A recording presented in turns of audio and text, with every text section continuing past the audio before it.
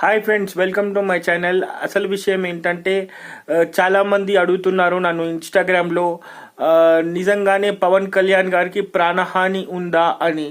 అవునండి. సో కేంద్ర ప్రభుత్వానికి అసలు విషయం తెలియగానే విశ్వసనీయ వర్గాల సమాచారంతో ఈ విషయం తెలవడం జరిగింది.